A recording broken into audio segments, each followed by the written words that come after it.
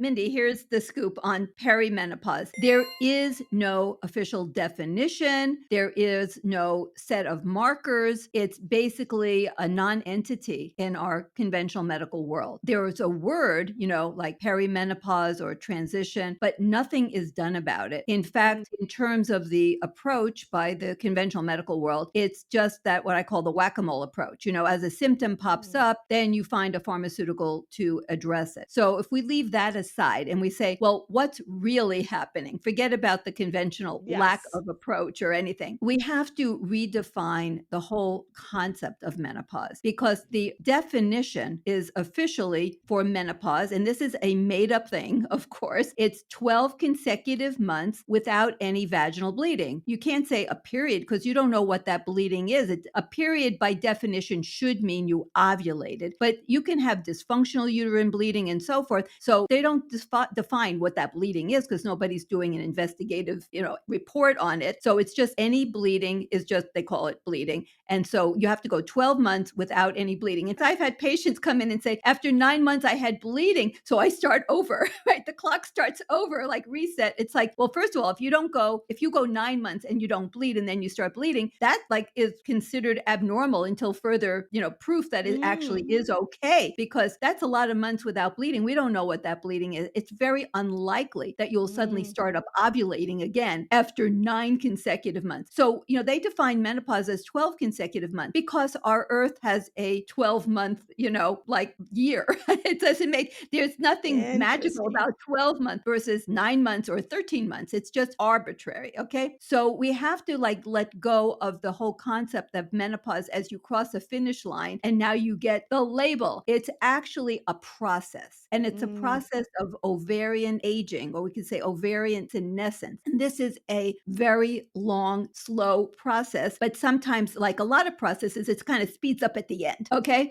So it's like Yes. slow, slow, slow, and then speed up. Okay. But every woman has her own unique journey through this Mm. transition. So it's the transformation of a reproductive woman into a non reproductive woman. And it's the loss of ovarian production of those two vital hormones that are called sex hormones. But I changed the name. It's no longer, in my world, a sex hormone. These are life hormones. And that's Ooh, I not love that. it's not perceived as what they are because these are vital for every organ system in the body to work optimally. So what happens is we evolved as human females to have a limited lifespan of reproductive capability. And so we're all sort of on like this, timer, and it's like time's up, and we fortunately can continue living. But a long life after menopause is really very modern, very recent. And I'll Mm. touch on that because I was very curious about ancient societies. Well, when you go back, Yes. they didn't have a life. And I'll talk about that, after menopause, except in rare cases. So think of it as just the process of ovarian aging. And with the aging comes aging of the eggs and Mm. fewer numbers of eggs because we're born with our entire egg supply and then it dwindles over time. And not only, like I said, does it dwindle, but the functioning of the ovary in terms of its egg quality, we use the word egg quality, becomes less. So the eggs don't work as well. And that's why even if you like have an ovulation as an older, like perimenopausal woman, even if you ovulate, you're less likely to succeed in conceiving, if you want to get pregnant at a later age, which is so popular now,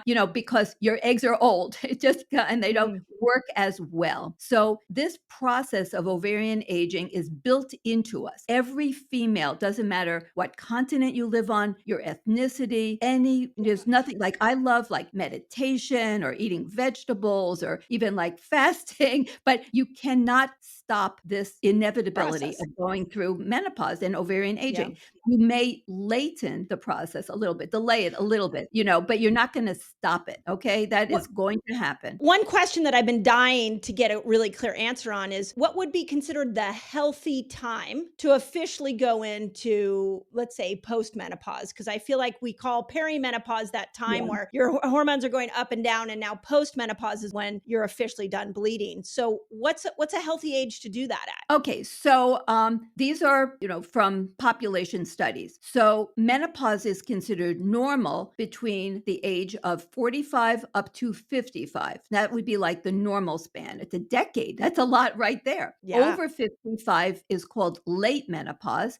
Early would be 40 right up to 45, and premature menopause would be before the age of 40. So if you were going to pick in that so-called normal span of a decade, 45 to 55, 55, okay, you want to have ovarian function as long as Right. possible. Yeah. Absolutely. Early onset of menopause, like say, 42, 43, is associated with earlier onset of all the conditions associated with aging. So I Right. don't think of aging as due to how many years you've lived. I think of aging as related to how many deficiencies have you accumulated. And it Ooh, well starts with said. hormonal deficiencies, which of course is preceded by insufficiency. And then it turns into full blown deficiency. And the process of the ovarian aging is going to end, and start, whether you end up in full blown so called menopause, you've not had a period for a year at 45, then you've started that perimenopausal journey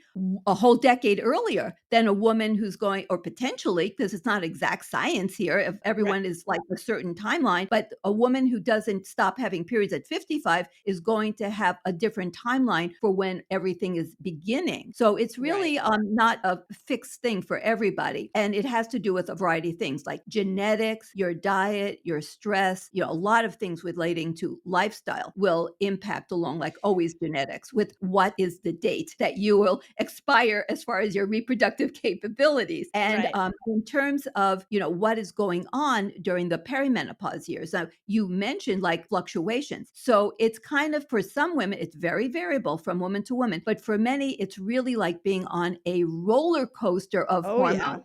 You can Oh, have yeah. dramatic swings. So I have measured, I love data. So I measure estradiol a lot. And so estradiol is and we can talk about like what is estrogen anyway, but estradiol is the estrogen that is made by the ovaries. And so you can measure it in a lab. And the gold standard is blood. And so Mm. you measure estradiol. I've gotten levels in a woman spontaneously. This is not with any kind of drug or anything, of like 800. I mean, now if you know what levels are at ovulation, there's just before ovulation, there's a big spike of estradiol production, which initiates and triggers ovulation. Okay, then it triggers the pituitary to make a different hormone, LH, which spikes, and this triggers ovulation. So the highest usually you would get would be maybe like 500, but it could be 300. No, there's a range. It could be 300 something, 400 something, maybe up to 500. But I've gotten levels of like 800. Like that woman is on a massive dose of self-dosed estradiol.